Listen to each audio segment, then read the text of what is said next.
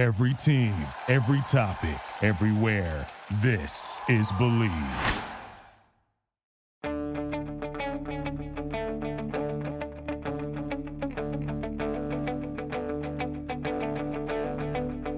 Ich warte seit Wochen auf diesen Tag und tanz vor Freude über den Asphalt. Als wär's ein Rhythmus, als gäb's ein Lied, das mich immer weiter durch die Straßen zieht. Komm dir entgegen. Hello and welcome to Gegenpressing, the Bundesliga podcast, our final reaction show of the season, Stefan. He's Stefan Bienkowski, of course. I'm Manu Fate. This is the reaction show, final reaction show. We almost managed it to all the way to the end of the season, just like we did last year, Stefan. Wasn't meant to be. Bayer Leverkusen, I don't want to say crash out of the Europa League because they didn't really crash out. Deflate in the Europa League is maybe the better term here to use. 1-0 away to Roma, 0-0 draw at home at the Bayer Arena. I think we both went on the show a little frustrated with what we saw today. It seems like Leverkusen knocked, but it was not one of those loud knocks, that you can hear throughout the entire house. It was one of those soft knocks that like the mailman does when he wants to leave a package in front of your door kind of knock. It never really seemed... I haven't seen the XG yet. I'm pretty sure you have looked it up, so I'm gonna let you do that part. But it seemed like although they were dominant, it didn't feel like a goal was imminent. Yeah, it was a really frustrating game for Leverkusen.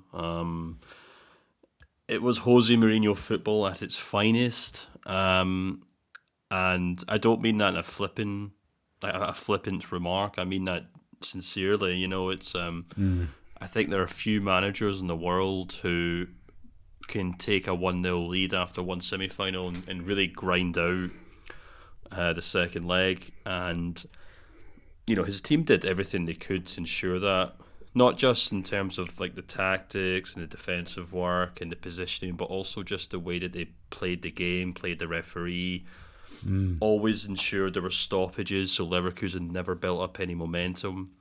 I think Leverkusen, and maybe Xabi Alonso in particular, probably did a few things wrong tonight, which we can kind of get into in a moment. But I think first and foremost, it was just a masterclass in Jose Mourinho football. And as you said, Leverkusen didn't crash out of the the Europa League. It was a hard-fought game, a very, very narrow tie, in which, on another day Leverkusen might have went through. So I think they can probably walk out of this tournament with their heads held high. And yeah, I think there's probably a lot of lessons for Alonso to learn as a young manager and going forward. But yeah, let's just jump into it and just figure out what we think went wrong, or if anything went wrong, I guess. Yeah, it's really... Do you have the XG number already for this, Stefan?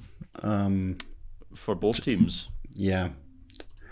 So Leverkusen finished with 0.95. Okay. And Roma finished with 0.03. Wow. So had no chance. Okay. Because the only really one where I thought it would go in was the Asmun chance late in the second half. The one that just skipped past the post. And that is probably, I would assume that's where most of this XG comes from. And other than that, there were moments where they looked like they could threaten.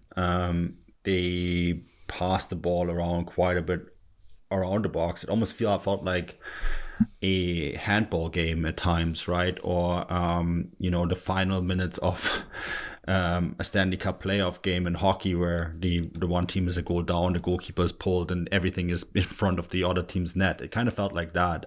One of those scenarios, not really like a football game, but it didn't feel like it was coming. And I think Asmun, as much as he tries, and this is a player that I followed his career for quite some time. People know that I used to do quite a bit on Russian football, right? And I've seen Asmun actually live all the way back when he played for Rubin Kazan in 2013 as a young and up-and-coming player. And he always just struck me as a very talented player, but also a player that isn't necessarily a true number 9. Although very good in the air, even though they tried a lot today to put him put the ball in the box there, and the nickname in Russia that he had was Air Asmun. Didn't really see much of that today, and I felt like, although I think he is a really good addition, was a good addition to this team, especially for the price that they got him, and I think he can still be valuable. It also highlights how much worse this team is without a true number 9. You would think that prime Patrick Schick from last season would have probably scored a couple against this Roma team. Yeah. And that is, I think, where, especially in the box, they just lacked someone.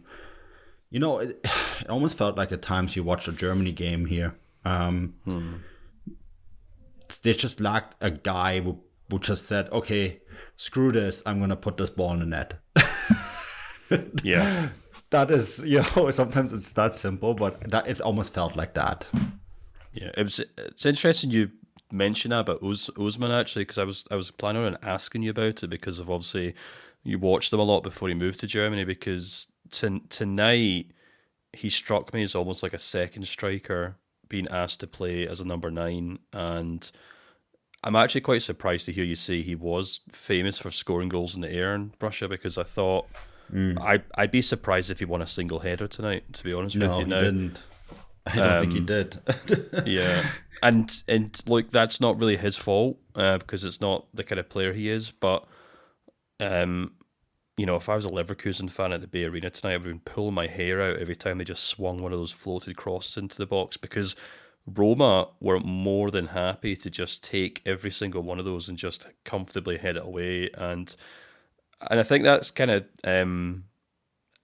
that kind of maybe kind of links in with my overall point when I was kind of looking at Leverkusen from a tactical point of view. And I feel like Alonso maybe played this game a little too conservatively, in the sense that he had 3 central defenders, 2 wing backs, so arguably a back 5, and then 2 holding midfielders behind Florian Wirtz. Now I know, Demirbay and Palacios can pop up with the odd goal or the odd long shot, but these guys aren't really number 8s in the classic sense that they're making late runs into the box.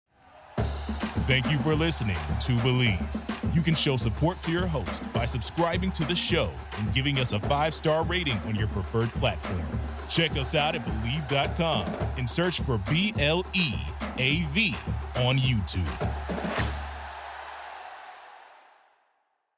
What's up, folks? Anthony Armstrong here, former NFL receiver and host of Believe in Commanders. And with the basketball season here, you can now pick combo projections across football and basketball from the Specials League. It's a league specifically created for combo projections that includes 2 or more players from different sports or league. Now, if you need help making those selections, you want to play alongside some of Prize Picks' favorite players, you can now find community plays under the promos tab of the app to view entries from some of the biggest names in the Prize Picks community each week. Now, Prize Picks makes it easy to get in on daily fantasy sports. You pick 2 or more players, choose more or less in whatever statistical category, and then you rack in the winnings up to 25x on your cash on your DFS picks. Make your way over to prizepicks.com/believe and use the code BELIEVE, that's BLEAV, for a first deposit match up to $100. You must be present in certain states. Visit prizepicks.com for restrictions and details. Pick more or pick less. It's that easy. Prize Picks.